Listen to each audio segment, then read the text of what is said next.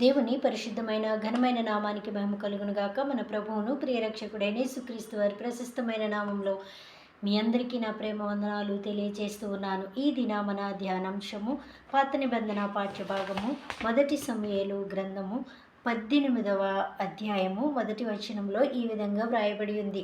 దావీదు సౌలుతో మాట్లాడుట చాలించినప్పుడు యోనాతాను హృదయము దావీదు హృదయముతో కలిసిపోయెను. యోనాతాను దావీదును తనకు ప్రాణ స్నేహితునిగా భావించుకొని అతన్ని ప్రేమించెను. మరి బైబిల్ గ్రంథంలో ఏదైనా స్నేహితుల కొరకు మాట్లాడవలసినటువంటి సందర్భము వచ్చినప్పుడు మనం మొదటిగా మాట్లాడుకోవాల్సింది దావీదు యొక్క యోనాతాను యొక్క స్నేహాన్ని గురించి. మరి యోనాతాను మరి సౌలు యొక్క కుమారుడు, అతను రాజుగారి యొక్క కొడుకు. మరి ఆ తండ్రి తర్వాత రాజు అయ్యేటువంటి అర్హత అతనికి ఉంది. అయినా కానీ దావీదును అతను ఎంతో ప్రేమించాడు. దావీదు రాజు అవుతాడు అని తెలిసినప్పుడు అతను ఏమాత్రము కూడా తన హృదయంలో కూడా మరి అతని మీద ద్వేషము ఉంచుకున్నట్లుగా బైబిల్ గ్రంథంలో మనం చూడం. ఎంతో ప్రేమతో వారిద్దరూ మరి కలిసి ఉన్నట్లుగా మనం చూస్తాం.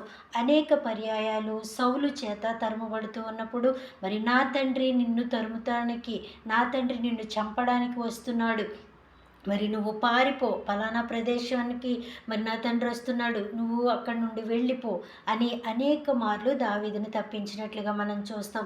ఎంత గొప్ప స్నేహం అది! మరి హృదయంలో యోనాతాను యొక్క హృదయంలో దావీదుని ఎంతో ప్రేమించాడు. ఇంత ద్వేషము కూడా లేకుండా మరి ఎలా ఉండగలిగాడు అని మనం ఆలోచన చేస్తే దేవుని యొక్క సంకల్పము. మరి దావీదు దేవుని చేత ఏర్పరచబడినటువంటి మరి రాజు అని అతను నమ్మినట్లుగా మనం బైబిల్ గ్రంథంలో చూస్తాం.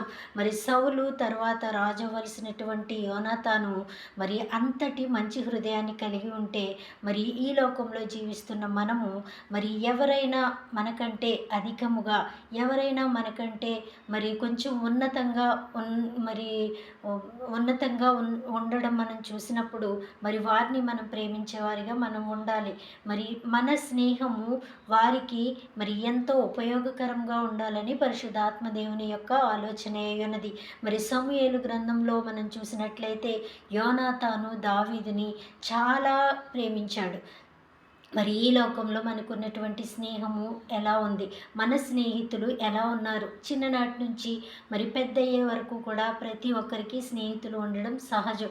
మరి ఎలాంటి స్నేహితుల్ని మనం కలిగి ఉన్నాము అనేది మనం ఆలోచన చేయాలి.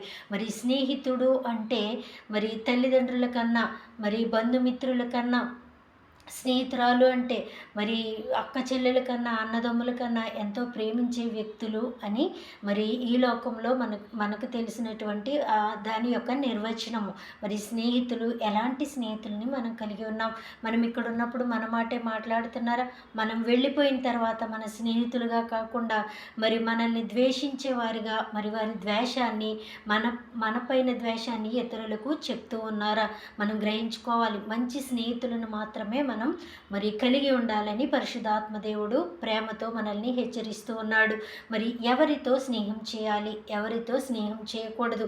మరి తిండిబోతులతోనైనను, త్రాగుబోతులతోనైనను, వ్యభిచారులతో అయినను మరి స్నేహము చేయవద్దని బైబిల్ గ్రంథంలో వ్రాయబడి ఉంది.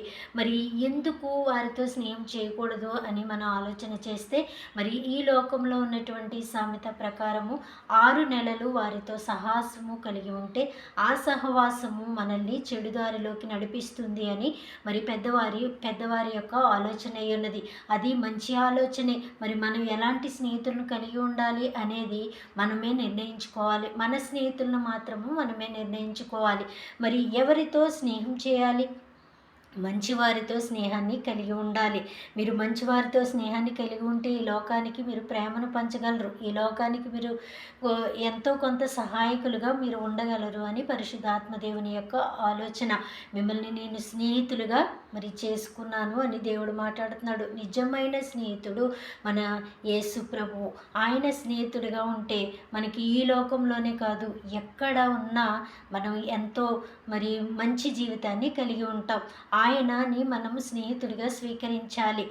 దుర్దశలో అట్టివాడు మరి ఎంతో ఉపయోగకారిగా ఉంటాడు అని బైబిల్ గ్రంథంలో వ్రాయబడి ఉంది. మంచి స్నేహితుడిని కలిగి ఉండడం అనేది మరి అందరికీ అవసరత. అందరికీ అవసరమై ఉన్నది. అదే రీతిగా మరి యేసు ప్రభువును మనము మంచి స్నేహితుడిగా అంగీకరించాలి. అలాంటి స్నేహాల్ని మనం కలిగి ఉంటే మన జీవితంలో ఎంతో మరి ముందుకు సాగడానికి మరి ఆ స్నేహం ఉపయోగపడుతుంది. విశ్వాసితో స్నేహం కలిగి ఉంటే ఆ విశ్వాసము దేవుని దగ్గరికి చేరడానికి మరి సహాయం చేస్తుంది. విశ్వాసికి పాలెక్కడ? మరి ఎందుకు అవిశ్వాసులతో మనం స్నేహం చేయాలి? మరి దేవుని తెలుసు తెలుసు తెలుసు అని అంటూనే మరి అవిశ్వాసంతో ఉన్నవారితో మనం స్నేహం చేయకూడదని దేవుడు ఖరాఖండిగా బైబిల్ వాక్యం ద్వారా మనతో మాట్లాడుతూ ఉన్నాడు. మరి మంచి స్నేహాన్ని కలిగి ఉండి ఆ స్నేహాన్ని ఇతరులకు పంచేవారిగా మనం ఉండాలని మరి ప్రభువు కోరుకుంటూ ఉన్నాడు. అలాంటి మంచి జీవితాన్ని మనందరంను కలిగి ఉండులాగున పరిశుద్ధాత్మ దేవుడు మనందరికీ సహాయము అనుగ్రహించునుగాక. కృప మనందరికీ తోడైండునుగాక. ఆమెన్.